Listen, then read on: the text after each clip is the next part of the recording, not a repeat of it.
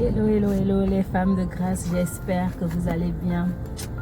J'aimerais parler d'un fait. Les gens pensent que le temps leur appartient en fait. Les gens pensent que quand on te bénit là, quand Yahvé te bénit, ils pensent qu'ils ont tout le temps de faire ce qu'ils ont à faire. C'est vrai, c'est une erreur parce que on pense que c'est éternel.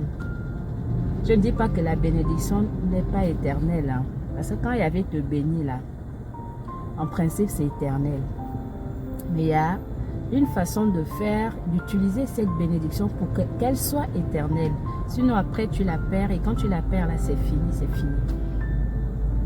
Parce que quand le Seigneur plante un arbre dans ta vie, l'arbre que j'appelle bénédiction, il faudrait que tu nourrisses cet arbre afin qu'il donne des fruits. Et ces fruits sont censés te nourrir toi et nourrir aussi d'autres personnes. Donc, ton prochain, tes amis, tes connaissances, ta famille, des inconnus. Un exemple tout simple. Lorsque le Seigneur te donne un bon poste de travail, par exemple, tu deviens dirigeant ou tu deviens leader de je ne sais quoi, le Seigneur, en fait, il te donne cela pour toi, c'est vrai. Mais il te donne aussi cette bénédiction, il te bénit pour que tu bénisses d'autres personnes.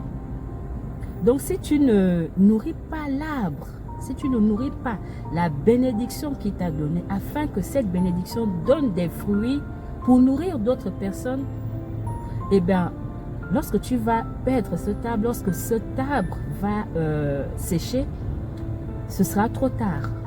Oui, femme de grâce, c'est le message de ce matin. Parce que j'ai remarqué que lorsque tu perds une bénédiction, lorsque ton arbre devient sec, c'est-à-dire que la bénédiction, elle t'échappe finalement, ben, on a tendance à regretter, à vouloir faire tout ce que tu devais faire en 5 ans, en 10 ans de bénédiction. Tu as envie de réaliser des choses en un laps de temps. Et là, c'est trop tard. C'est trop tard. C'est trop tard parce que un jour, le Seigneur va te demander, je t'avais béni. Et qu'as-tu fait de cette bénédiction? Sais-tu que cette bénédiction, c'était pour bénir aussi telle ou telle personne?